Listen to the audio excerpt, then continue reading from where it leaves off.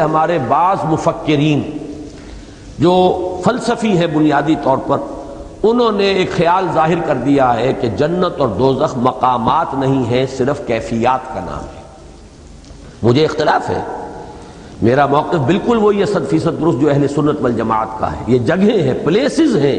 یہ صرف سٹیٹس نہیں ہیں۔ اور مجھے افسوس ہے کہ خیر اگر سر سید احمد خان اس بات کو کہیں تو شاید میرے لیے قابل تعجب اتنا نہ ہوتا، لیکن علامہ اقبال نے بھی اپنے لیکچرز میں یہی بات کہہ دی ہے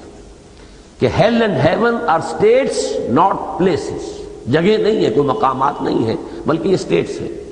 اچھا، اس کے کہنے کی کیا بنیاد ہے؟ اگرچہ مجھے اس سے اختلاف ہے، لیکن بنیاد کیا ہے اس کو سمجھ لیجئے کہ در حقیقت اصل اہمیت جو ہے وہ ہمارے شعور کی ہے۔ آپ خواب دیکھ رہے ہیں، خواب میں شیر آپ پر حملہ آور ہوتا ہے، پورے خوف کی وہ کیفیت جو آپ پر طاری ہو جاتی ہے، نہ کوئی شیر ہے نہ کچھ حقیقت ہے، وہ تو اصل میں آپ کا احساس ہے۔ جب احساس پر وہ کیفیت طاری ہو گئی تو گویا کہ اس کا سارا جو اذیت اور کوفت ہے وہ تو آپ کو مل گئی۔ میری زندگی کا واقعہ یہ ہے کہ میرے ماموں صغیر احمد جان صغیر مرحوم، انہیں کینسر ہوا، اور ان کی یہ تھائی بون جو ہے، یہ بڑی ہڈی جو ہے ران کی، اس میں کینسر تھا، شدید درد انہیں ہوتا تھا، چیخیں مارتے تھے۔ اچھا، وہ درد کچھ ایسا تھا، ریفرڈ تھا، وہ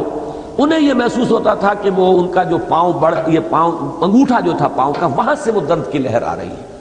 یہ ریفرڈ پینز کہلاتے ہیں ہمارے میڈیکل سائنس میں، وہ نروز جہاں سے شروع ہو رہی ہو، محسوس ہوتا ہے کہ وہاں سے یہ درد آ رہا ہے۔ اب ہوا یہ کہ ایمپوٹیشن کر دیا گیا، ان کی ٹانگ کاٹ دی گئی، پوری ٹانگ جو ہے وہ کٹ گئی، بے ہوش کر کے انہیں ایمپوٹیشن ہوا۔ اس کے بعد وہ آ گئے اپنے کمرے میں، اب انہیں پتہ نہیں کہ ان کی ٹانگ کٹ چکی ہے، انہیں کیا پتا، وہ تو بے ہوشی میں ٹانگ کٹی ہے،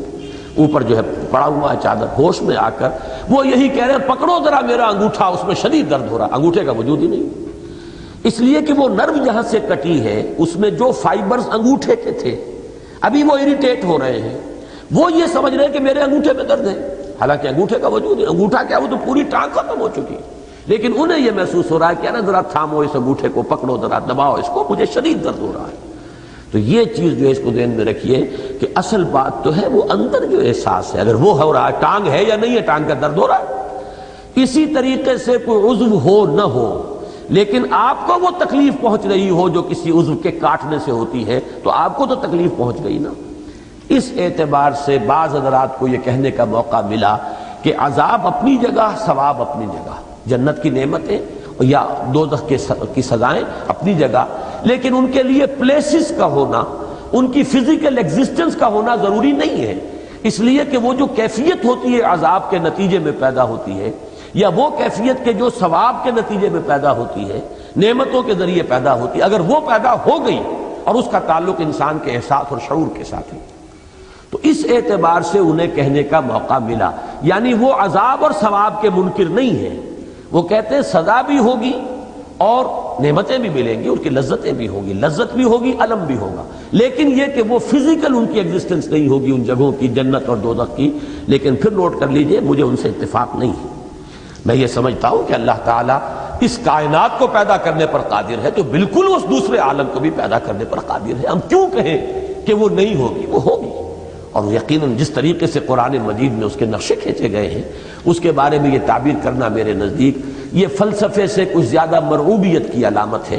ہمیں زیادہ جو ہے مرعوب ہونا چاہیے قرآن سے اور سنت سے، اور اس کی جو کیفیات ہے، خاص طور پر آخرت کے بارے میں ہمیں منہ شگافیاں منطقی نہیں کرنی چاہیے، بلکہ جو چیزیں آئی ہیں ایز سچ کتاب و سنت کے اندر ان کی تصدیق کرنی چاہیے۔